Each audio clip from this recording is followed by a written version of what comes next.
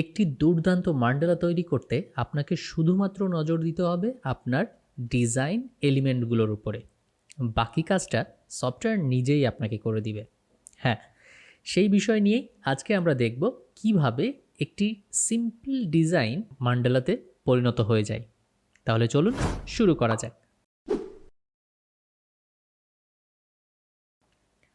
যে সকল ফর্ম বা শেপের মাধ্যমে আপনি আপনার মান্ডালাটি তৈরি করতে চান সেগুলোকে ঠিক এইভাবে বাম থেকে ডানে এরকম একটি বক্সের মধ্যে সাজিয়ে নিন, অথবা আপনি বক্স ব্যবহার নাও করতে পারেন।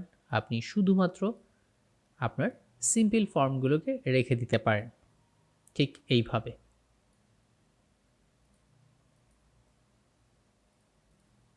এইভাবে।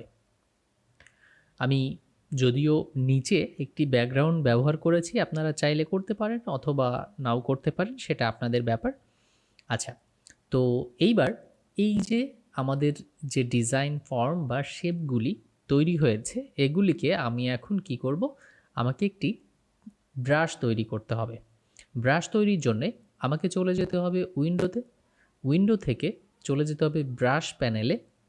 এটা আমি কিবোর্ড থেকে F5 প্রেস করলেও চলে আসবে।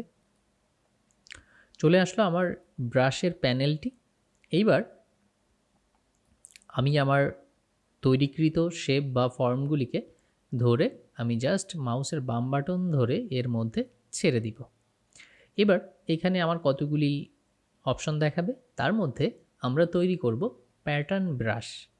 প্যাটার্ন ব্রাশে আমরা ক্লিক করব, ক্লিক করার পরে ওকে করে দিব। ওকে, প্যাটার্ন ব্রাশে চলে আসছে। আমার এখানে ব্রাশের এখানে আমি আমার ব্রাশের নামটি লিখে দিচ্ছি। এখানে কোনো ধরনের পরিবর্তন ছাড়াই আমি ওকে করে দিচ্ছি। এবার আমার এই শেপ বা ফর্মের কাজ শেষ।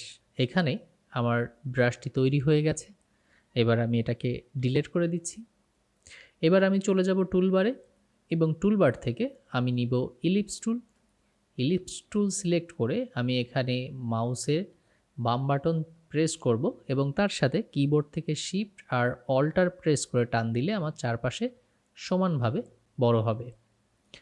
এবার আমি কি করব, এটাকে স্ট্রোক কালারে দিয়ে নিচ্ছি এবং আমার যে ব্রাশটি আমি মাত্র তৈরি করেছি, দেখুন আমার নাম চলে আসছে মান্ডালা।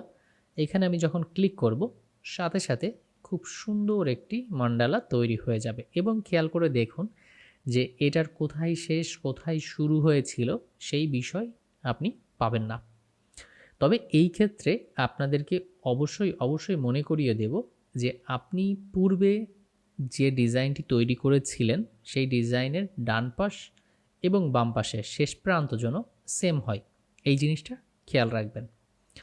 তো দেখুন কত চমৎকার একটি মান্ডালা তৈরি হয়ে গেছে। এটা এখন পর্যন্ত যেহেতু স্ট্রোকে রয়েছে, তো আপনি স্ট্রোক প্যানেল থেকে এটা চেঞ্জ করতে পারবেন। অর্থাৎ প্রয়োজনে আপনি এটার অ্যামাউন্ট বাড়িয়ে দিয়ে অথবা কমিয়ে দিয়ে আপনি আপনার মতো করে রিসাইজ করে নিতে পারবেন। খেয়াল করে দেখুন, আপনি রিসাইজ করে নিতে পারবেন আপনার প্রয়োজনীয় অ্যামাউন্টে। তো আশা করি বুঝতে পেরেছেন, আমাদেরকে শুধুমাত্র গুরুত্ব দিতে হবে আমাদের এই ডিজাইন ফর্মগুলোর উপরে, যেগুলো আমরা কালেক্ট করতে পারি অথবা নিজের কল্পনা থেকে তৈরি করতে পারি। তো আমরা এভাবে তৈরি করে বিভিন্ন প্রকার এই মান্ডালা তৈরি করতে পারি এবং ওয়েবসাইটগুলোতে তুলে দিয়ে আমরা আমাদের আয় করতে পারি। আশা করি বুঝতে পেরেছেন। দেখা হচ্ছে পরবর্তী ভিডিওতে। ভালো থাকবেন সবাই।